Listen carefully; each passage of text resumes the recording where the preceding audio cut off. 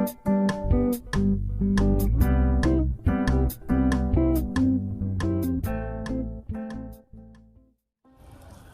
का वीडियो ज़बरदस्त होने वाला है क्योंकि गाइज आज हम लोग डिस्कस करने जा रहे हैं class 11th Bihar board first chapter animals in prison, जो कि जवाहरलाल नेहरू के द्वारा लिखा गया है। इस वीडियो लेक्चर में हम लोग डिस्कस करेंगे जवाहरलाल नेहरू के जीवन परिचय के बारे में, यानी कि अबाउट द ऑथर के बारे में।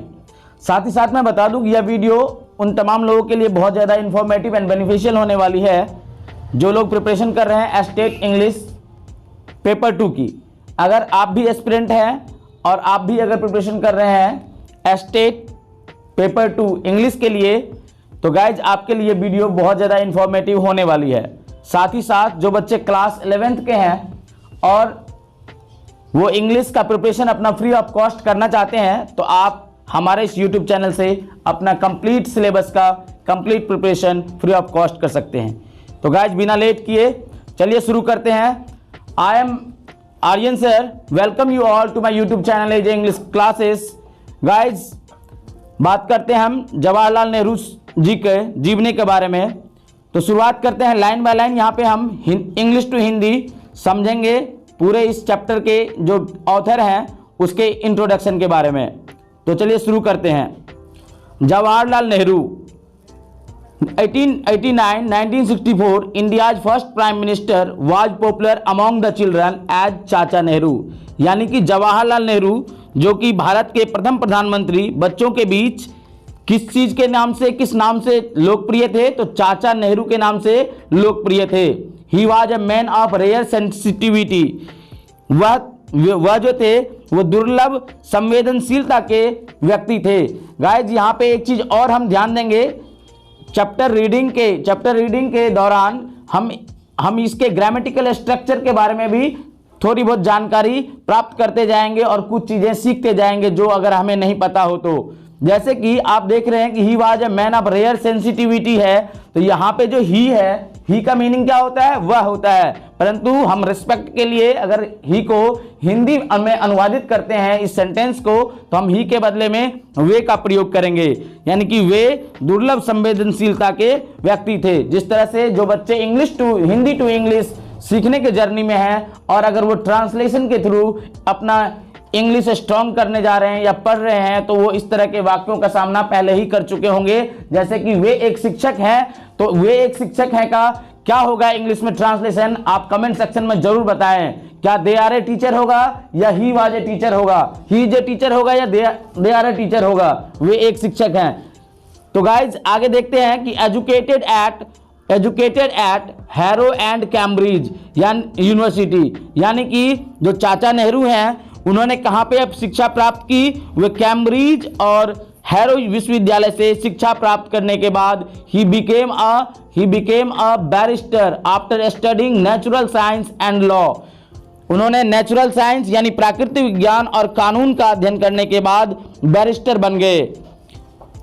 And return to India in 1921, और भारत जो है 1921 में वे भारत लौट आए। Deeply influenced by Mahatma Gandhi से बहुत ज़्यादा प्रभावित होकर वे भारतीय राजनीति में शामिल हो गए और जल्द ही देश के युवाओं के नेता के रूप में उभरे। यहाँ पे आप देख रहे हैं क्या लिखा है, He joined Indian politics and soon emerged as a leader of country's youth, यानी कि जो देश के युवा हैं, जो नौजवान थे, उनके नेता के रूप में जल्द ही emerged होके आए, यानी कि उभरे। emerge मीन्स क्या होगा? उभरना। However, he was not mere a politician, हालांकि वह केवल एक पॉलिटिशियन ही नहीं थे, केवल एक राजनीतिज्ञ ही नहीं थे, बल्कि वह क्या थे? वह सपने देखने वाले थे। वह क्या थे? He was also a dreamer, idealist.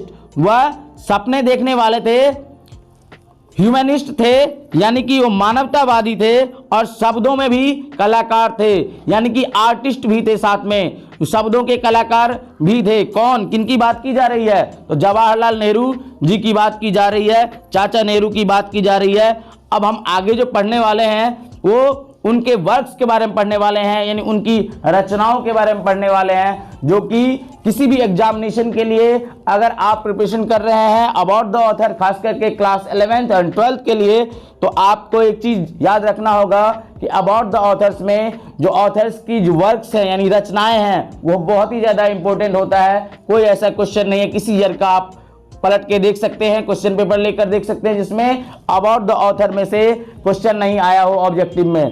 तो 100% ऑब्जेक्टिव में यहां से क्वेश्चन आपको देखने को मिलता है। तो गाइज एक बार फिर से मैं रिपीट करता हूं, जैसे कि आपने यहां वर्ड देखा, he was also a dreamer, यानी कि he was not मियर a politician, केवल एक राजनीतिक नहीं थे बल्कि क्या थे, ड्रीमर थे, सपने देखने वाले थे, आइडियलिस्ट थे यानी आदर्शवादी थे। यहाँ पे एक एक वर्ड का हिंदी हम बताते जा रहे हैं, तो अगर आपके पास कॉपी पेन हो तो आप इसको नोट कर लें, साथ ही साथ आपका नोट्स भी कंप्लीट हो जाएगा। ह्यूमनिस्ट यानी मानवतावादी, and artist in words as well, यानी कि शब्दों में भी कलाकार थे। उनकी रचनाएं क्या थी, उनकी रचनाएं an autobiography, the discovery of India, glimpses of world history and letters from a father to his daughter are remarkable for a rare vigour and beauty, यानी कि उनकी जो ऑटोबायोग्राफी है, आत्मकथा है, the discovery of India, glimpses of world history and letters from a father to his daughter, ये सभी की सभी क्या है, एक दुर्लभ शक्ति और सुंदरता के लिए उल्लेखनीय है। उल्लेखनीय यानी रिमार्केबल, रिमार्केबल मीन्स क्या होता है, उल्लेखनीय है। रेयर विगर यानी कि दुर्लभ शक्ति, एंड ब्यूटी के लिए ये सारी चीजें रिमार्केबल है। अब गाइज आगे देखेंगे,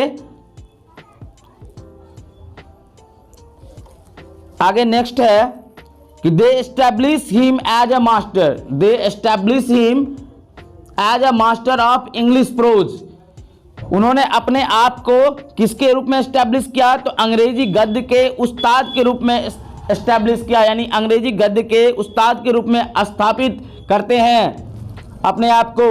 while in prison before independence, और आपको पता होगा कि नेहरू जी को बहुत दिनों तक जेल में भी रहना पड़ा था, यहाँ तक कि इस चैप्टर में आगे जाके आप पढ़ेंगे उनको 14.5 महीना तक यानी 14.5 मंथ्स तक जेल में रहना पड़ा था, देहरादून के जेल में। उसी के बारे में ये पूरा चैप्टर है, एनिमल्स इन प्रिजन, जहाँ पे इस चैप्टर के अंदर आपको देखने, पढ़ने और समझने को मिलेगा कि वो किस तरह से उनके जो है जानवरों से भी वो कितना प्रेम करते थे, यहाँ तक कि छोटे छोटे जानवरों से उनका कैसा संबंध रहा उस जेल के अंदर।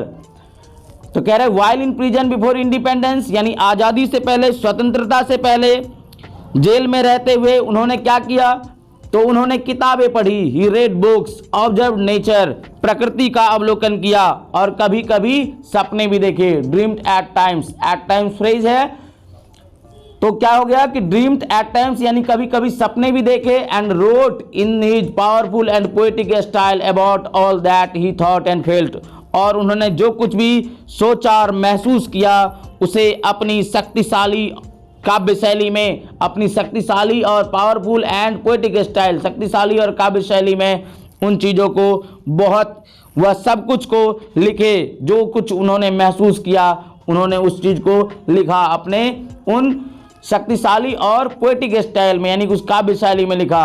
His elegant poetical prose is best captured in his autobiography, और उनकी जो आत्मकथा है उनमें जो सुरुचिपूर्ण काव्य गद्य को सबसे अच्छी तरह से कैद किया गया है, यानी कि जो उनका सुरुचिपूर्ण काव्य गद्य है यानी एलिगेंट पोएटिकल प्रोज है उसको बेस्ट कैप्चर किया गया है, यानी कि सबसे अच्छी तरीके से कैद किया गया है।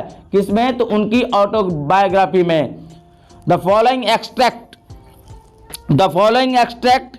कह रहा जा रहा है कि ये जो नीचे दिए गए एक्सट्रैक्ट है, एक्सट्रैक्ट मीन्स क्या होता है, एक्सट्रैक्ट मीन्स उद्धरण होता है, तो ये जो नीचे दिया गया उद्धरण है टेकन फ्रॉम एन ऑटोबायोग्राफी, जो कि किससे लिया गया है, एक आत्मकथा से लिया गया है, रिवील्स क्या प्रकट करता है, Nehru's love for nature, Nehru ji का प्रकृति के प्रति जो प्रेम है उसको प्रकट करता है। It is remarkable how he derives pleasure from watching different animals and gives respect even to the teeniest animals. मैंने आपको पहले ही बताया था कि ये चीज क्या है, इट इज रिमार्केबल।